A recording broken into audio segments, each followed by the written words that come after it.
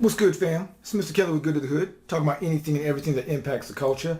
And today I want to talk about what really not only impacts the culture, but really impacts the entire United States. And that is the labor shortage. And so I'm an entrepreneur. A lot of my friends have their own businesses. And I talk to a lot of companies that are huge, that are multi-million dollar, multi-billion dollar companies as well, negotiating contracts.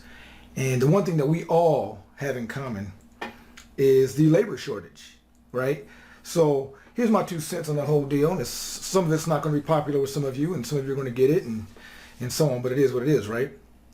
So as you know, September 6th, which was quite some time ago, because like today is November 7th, so 2 months ago, pretty much 2 months ago to the day, the whole extra money that was added to unemployment for COVID relief and for all of that with the pandemic had ceased on September 6th.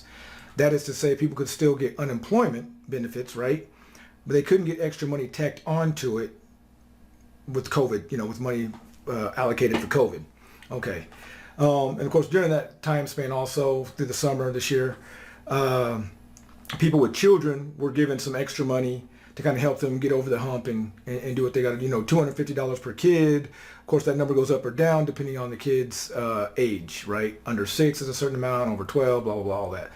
Okay, so here's my whole beef with all that, right? All of that money that was, added, whether it was stimulus, whether it's for unemployment, whether it's for the kid, fine with that. Not a problem. Is what it is. Definitely help your people, help your countrymen. That's why we all pay taxes. That's why we have a government. Not a problem. Here's my deal. After September 6th, there's supposed to be this real big resurgence of people looking for jobs. And that's just not happening. It's just not, right? And at first, everybody was saying, hey, there needs to be a livable wage implemented, right? Minimum wage needs to be raised, hourly wages need to be raised, so on and so forth. Also not a problem. And the number that was thrown around then was $15 an hour minimum needs to be given. Also not necessarily a problem. Here's what I'm finding though, is most jobs, and maybe it's a little different depending on your region, your neck of the woods, but here as it pertains to Colorado, okay, everybody was saying $15 an hour, $15 an hour, regardless of experience, regardless of anything, not a problem. Virtually every job in the state of Colorado is paying $20 an hour or better. And before you chime in and say nonsense, I could drop links on, and I'm willing to message this with anybody through social media, through whatever. I show you the listings. I have a small business with my family, and we haven't paid $15 an hour to nobody for years. We've always been above that. Right? So regardless, for part-time work, the whole deal. So, and sign-on bonuses. Like that's been standard practice for us. And we're small. So your larger companies that I see around here, whether it's grocery stores, warehouses, the airport, restaurants, everybody's over that. Outside of maybe your servers and bartenders. But of course, how that works is your tips get you at least to that minimum $15 an hour point. And then if you have already, or if you're making more than that already with the tips, then you're killing the game. And so, it fixes itself. But my whole deal is, ain't nobody going to these jobs. This generation, right, ain't looking for work. COVID has changed the mindset of everybody. People ain't going to work. Give you a little bit of insight on this last week. Denver International Airport, okay? Huge airport. It's like in the top, as far as volume that goes through there, it's top 5 in the nation. Huge airport. Employs thousands of people, right? They had a huge job fair for all these major companies, be it for the restaurant concessionaires, major airlines, construction, because they're doing a lot of remodeling up there, so on and so forth. They're hiring for everybody. Hearing about it, and concessions workers at DIA were banking on a job fair today to help them hire about 1,000 workers. But instead, they quickly realized their expectations were set too high. Denver 7's Patrick Perez saw for himself. The enthusiasm was mile high at Empower Field Saturday, and not for just another Broncos game. We've got a very lofty goal to see about 5,000 people show up today. Dennis DeLongchamp is the president of the Denver Concessionaires Association. His team and the airport's leadership helped organize this job fair, featuring representatives from nearly 170 concessions. We've got anything from entry-level positions all the way up to top executive management available out here today. The goal, to hire 1,000 workers to fill jobs at stores and restaurants like Chick-fil-A and Shake Shack at Denver's airport. We're at such a staffing deficit that we'd be grateful for just 5, but we're looking to hire over 150. The organizers really went all out. 40 hours a week or more, first, second, third shift. Everybody's paying $20 an hour or better, plus sign-on bonuses, plus benefits, the whole deal, right? Anticipated was 5,000 people supposed to show up. 5,000 potential applicants supposed to show up to this huge job fair. You know how many people showed up? 100 people. 100 people, right? But everybody's complaining that they ain't got no job. They can't find no job. There's now hiring signs everywhere. I went on a trip to San Francisco last week, and there is now hiring signs everywhere in California. I have peers and business owner friends that live in Texas and in Virginia. Same situation. So I call bull on a bunch of you bums. Like, get the job, fam. Like, go get your job. And if you happen to have to work 2 jobs to take care of you and yours, then it is what it is. Welcome to being a grown-up. You know what I mean? Sometimes you gotta do what you don't want to do to get to where you want to be. And this is how this impacts everything, right? You're putting true small businesses, okay?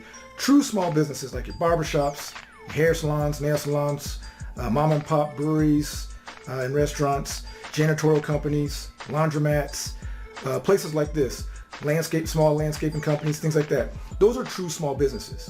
It's a husband and wife team or a couple buddies going in on the business together. They employ, half a dozen people, give or take. You know what I'm saying? Those are true small businesses, right? These are companies that are being affected most by all of this griping. And you guys still ain't trying to work with them because you're crying, right? That's the backbone of America, actually, is the true small businesses. Statistically speaking, more than 50% of employers fall into the category of small business. The average business owner makes $70,000 a year, right, in a small business. That's the average. So I'm not talking about your Walmarts and your Amazons and all that, right?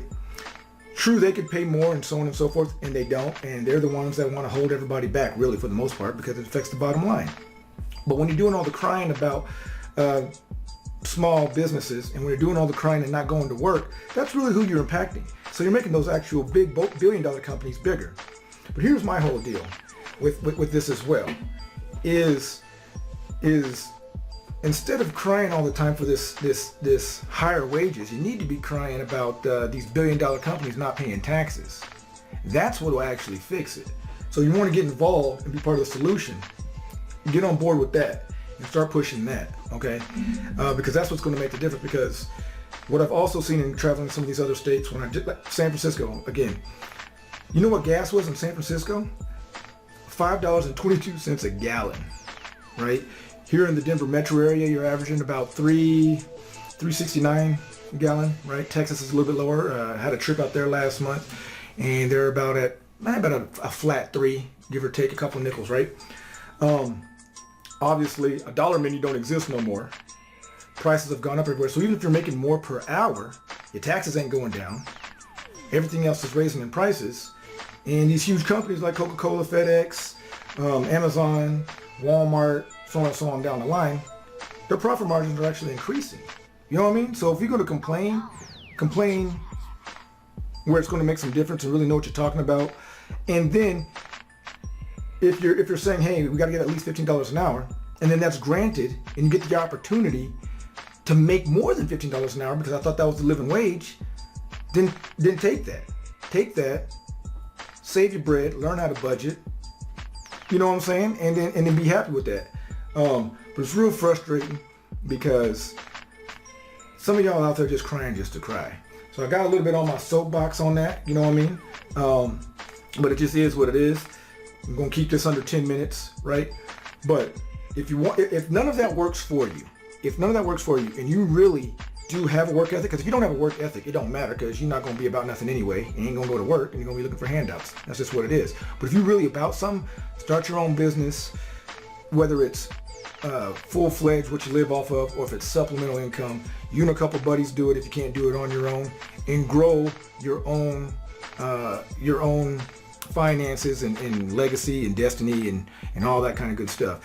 You got talent, then use it. You know what I mean? But most importantly, you got to be consistent. You got to have work ethic, and quit looking for the government or somebody else or taxes or those of us that pay into the system to pay your way. Be a grown-up. Pay your own way, right? And that just is what it is. I know I haven't posted in a while because I've been working. Started another company, still doing my main company, and doing some other networking. So, you know, eventually you guys are going to see a little bit more content, some other things going, because I got a lot of things in the works. But look, this is Mr. Kelly with Good to the Hood. Message in the comment. Stay on the social media. We have a big social media presence. That's what I've been really doing a lot of, and not these videos, but I wanted to knock this one out. So until next time, again, this is Mr. Kelly. Peace.